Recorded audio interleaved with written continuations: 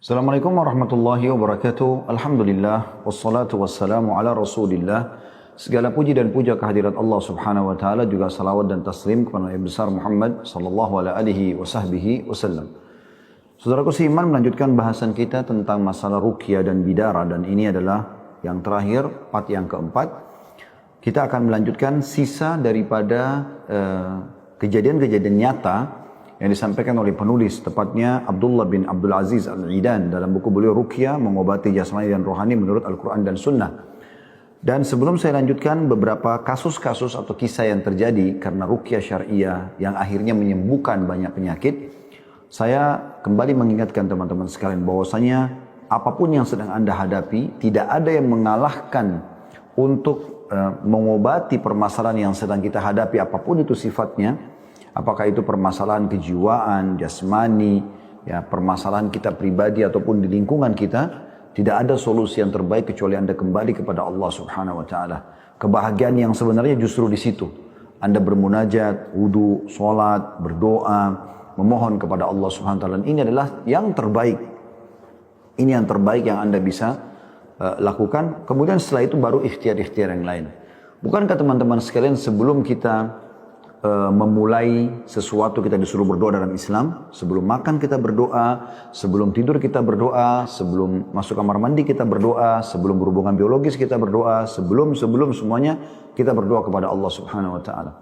Nah, berdoa ini tujuannya agar kita mendahulukan Allah Subhanahu wa taala, lalu kemudian kita baru ikhtiar. Kalau selesai pekerjaan kita bersyukur dan mengatakan alhamdulillah. Itu yang merupakan target utama.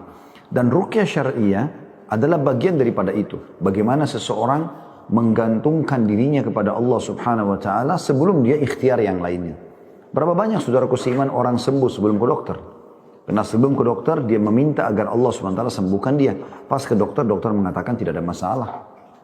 Justru terbalik, berapa banyak orang yang jauh dari Allah Subhanahu wa taala, dia dari dokter ke dokter, rata-rata dokter pun mengatakan penyakit Anda sudah parah, kronis. Kenapa Anda lakukan seperti ini? Minumlah ini, terapilah sekian banyak waktu yang disita, harta, waktu dan seterusnya. Seperti itulah. Maka teman-teman sekalian, kembali ke jalan Allah SWT adalah hal yang terbaik. Juga perlu dititik beratkan lagi, ruqyah syariah membutuhkan yang pertama keikhlasan. Ikhlas karena Allah Subhanahu wa taala. Yang kedua, jangan pernah teman-teman sekalian ragu sedikit pun. Karena Allah Subhanahu wa taala memberikan sesuai dengan keyakinan seseorang. Makin kuat keyakinan kita kepada Allah Subhanahu wa taala dan makin yakin bahwasanya ayat Al-Qur'an, doa-doa yang diajarkan baginda Nabi SAW akan menyembuhkan, maka makin besar efeknya.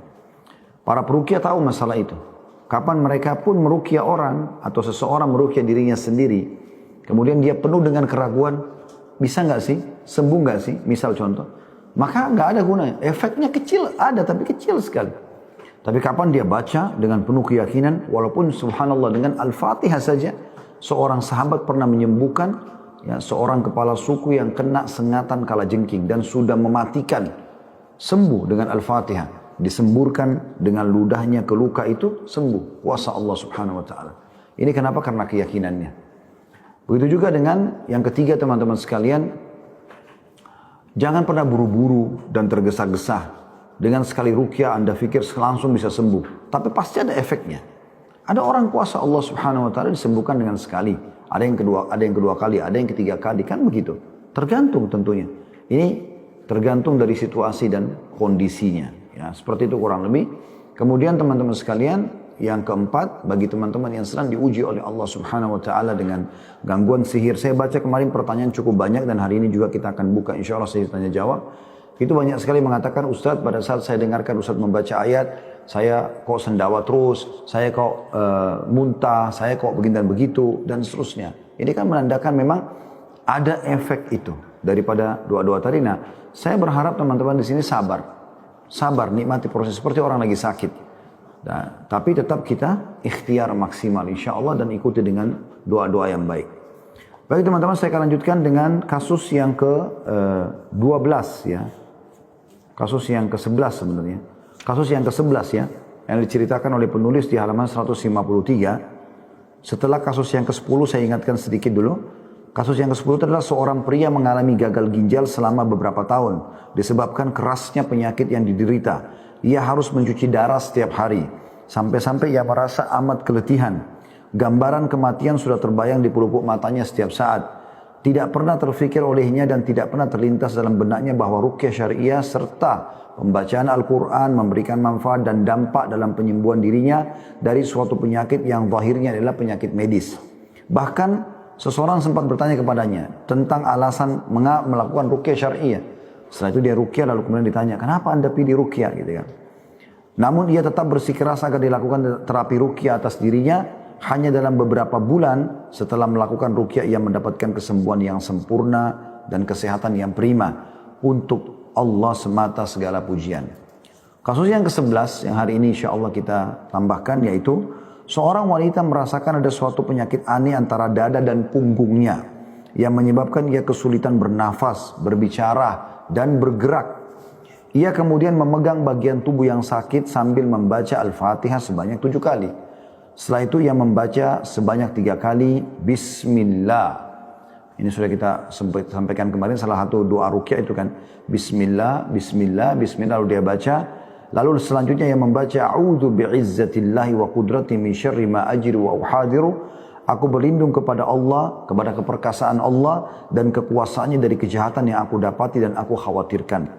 Maka penyakitnya pun hilang tiba-tiba dengan melakukan perbuatan atau ruqyah tadi. Kasus yang ke-12, seorang wanita tengah hamil. Pada bulan ketiga dari kehamilannya lalu dokter melakukan pemeriksaan medis dengan medium suara dan memberitahukan bahwa kandungannya cacat. Mendengar kabar ini wanita itu sangat sedih. Ia mengabarkan peristiwa ini kepada seorang sahabatnya yang kemudian menganjurkannya untuk aborsi sebelum janin itu bertambah besar. Namun wanita itu menolak aborsi karena takut kepada azab atau dengan azab Allah. Karena kan tidak boleh membunuh anak ya. Temannya yang lain menganjurkan agar ia bertawakal dan berserah diri. Mendekati Allah dengan banyak beramal saleh serta melakukan ruqyah.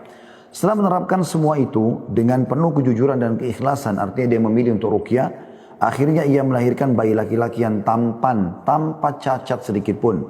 Bayi ini tetap hidup hingga bisa tumbuh besar, alhamdulillah. Bahkan saudara-saudara laki-lakinya yang meninggal saat dilahirkan. Ya. Maksudnya ada justru saudara-saudara yang lain yang meninggal, justru anak ini yang hidup. Kasus ke-13, tubuh seseorang tiba-tiba menggigil. Hampir-hampir ia tidak mampu berbicara. Pihak keluarga membawanya ke rumah sakit terbesar dan ia memiliki dokter-dokter terbaik. Tapi hal itu tidak berbuah positif. Akhirnya mereka memberi petunjuk atau memperoleh petunjuk.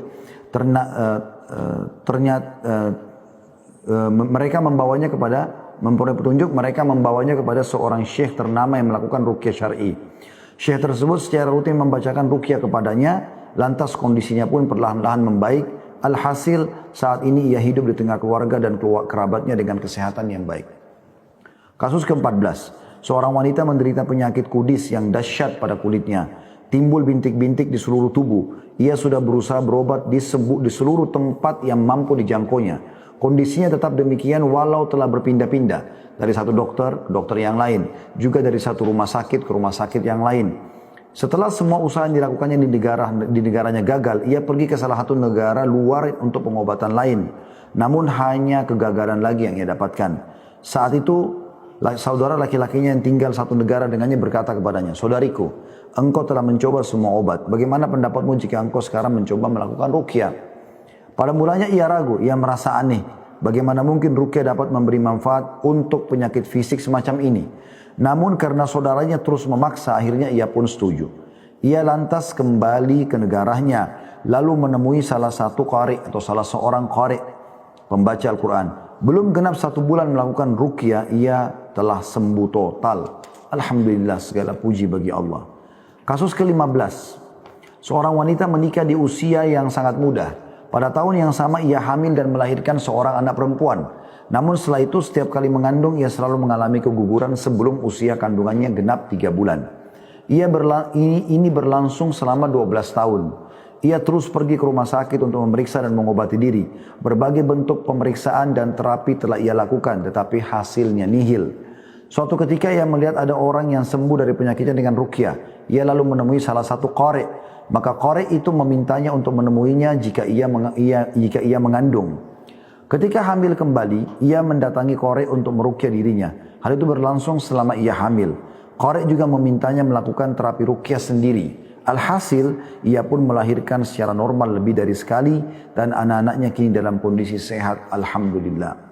Kasus ke-16, ada seorang pemuda yang berpegang teguh dengan ajaran dan istiqamah di atas perintah Allah. Ia memiliki semangat yang tinggi untuk berdakwah dan memperbaiki masyarakatnya. Pada suatu saat tampaklah sejumlah fenomena kemunduran dalam ketaatannya kepada Allah Subhanahu wa taala. Sedikit demi sedikit ia menjauh dari pergaulan dengan orang-orang saleh dan muncullah tanda-tanda nyeleneh pada dirinya. Ia menyepelekan sholat berjamaah, mendengarkan nyanyian dan tenggelam dalam berbagai kemaksiatan. Bahkan akhirnya meninggalkan sholat. Ia dikelilingi perkumpulan yang buruk dan kotor. Semua orang di sekitarnya, para sahabat dan keluarganya juga orang-orang terdekat tidak mampu berbuat apa-apa melainkan merasa terheran-heran dengan kondisinya saat itu. Mereka seakan-akan tidak percaya dengan tingkat kemerosotan agama, sosial serta moral yang menyedihkan pada anak muda ini. Banyak orang yang menasihati dirinya, akan tapi ia sendiri merasa dalam kondisi normal, tidak ada yang perlu diubah atau harus diperbaiki. Beberapa tahun kemudian dan dengan rahmat serta karunia Allah, ia mendapat petunjuk untuk melakukan ruqyah. Lantas ia terus-menerus meruqyah dan senantiasa menjaga zikirnya. Alhasil, tanda-tanda istiqomah kembali muncul dalam dirinya. Ia mulai melakukan sholat secara berjamaah, banyak beristighfar dan berdoa agar diberi ketetapan hati, serta sering mengerjakan amal soleh. Ia sendiri merasa heran dan menangisi masa lalunya yang kelam. Bagaimana mungkin ia sampai pada tingkat kemerosotan yang demikian menyedihkan? Apa rahasia dan sebabnya? Apakah ia tidak sadar pada saat itu? Maka jawabannya tentu saja gangguan dari syaitan. Kasus ke-17. Seorang wanita mempunyai bayi yang elok dan sehat. Namun di 4 bulan dari kelahirannya, pada tubuh si anak muncul belang-belang gelap dalam bentuk aneh. Hal itu tersebar di seluruh tubuh, seperti wajah, lengan, dan betis. Pemandangan ini sangat mengherankan dan menimbulkan sejumlah pertanyaan. Lalu sang ibu membawanya ke rumah sakit, namun pihak rumah sakit menyerah. Tidak dapat mengetahui jenis penyakit ini. Mereka meminta izin mengambil sampel dari tubuh si bayi, tetapi ibunya menolak. Si ibu hanya mau berserah diri kepada Allah dan bergantung kepada Al-Quranul Karim. Ia membacakan Al-Quran kepada bayinya, lalu memberinya air yang sebelumnya telah dibacakan Al-Quran. Alhamdulillah, saat ini anak tersebut sudah berusia 6 tahun dan dalam kondisi sehat walafiat. Kasus ke-18, ada seorang wanita tiba-tiba terserang demam dan rasa sakit pada kedua kakinya. Setiap kali akan dipinang oleh seorang laki-laki, kondisi demikian memaksa dirinya untuk menolak semua pinangan seluruh laki-laki yang datang kepadanya, dan ini tanpa sebab yang jelas. Pada suatu saat datanglah seorang pria yang dikenal kesolehan dan ketakwanya untuk meminang si wanita. Meski saudara perempuan tadi telah menceritakan kisah atau keanehan pada dirinya, pria tersebut tetap bersikeras meminangnya. Seusai akad nikah, pria tersebut mulai membacakan ruqyah kepada istrinya, hingga akhirnya setelah beberapa waktu Allah pun memberikan anugerah berupa kesembuhan padanya. Kasus ke-19, jantung seorang wanita berdebar-debar secara temporer. Ia pun meletakkan tangan di atas jantungnya dan mengucapkan 3 kali. Seperti yang sudah kita ajarkan. Bismillah, Bismillah, Bismillah. Kemudian, A'udhu bi'izzatillahi wa qudratihi min syarri ma ajiru wa uhadiru. Aku berlindung kepada keperkasaan Allah dan kekuasaannya dari kejahatan yang aku dapati dan aku khawatirkan sebanyak 7 kali. Setelah itu, ia memanjatkan doa dengan lafaz berikut sebanyak 3 kali. Allahumma rabban nas, adhibil ba's. Ishfi anta syafi la shifa illa shifa'uka shifa'an la yugadiru saqama. Wahai Tuhannya manusia, hilangkanlah penyakit, sembuhkanlah karena hanya Engkau lah penyembuh. Tidak ada kesembuhan kecuali dari sisimu, kesembuhan yang tidak meninggalkan bekas. Maka pada saat itu pula hilanglah penyakit yang ia derita selama ini. Kasus ke-20, seorang pemuda yang berusia 19 tahun tiba-tiba mengalami pendarahan di otak. Ia lalu dioperasi dan berhasil. Akan tetapi setelah dioperasi, pemuda ini tetap tidak sadarkan diri selama 1 bulan.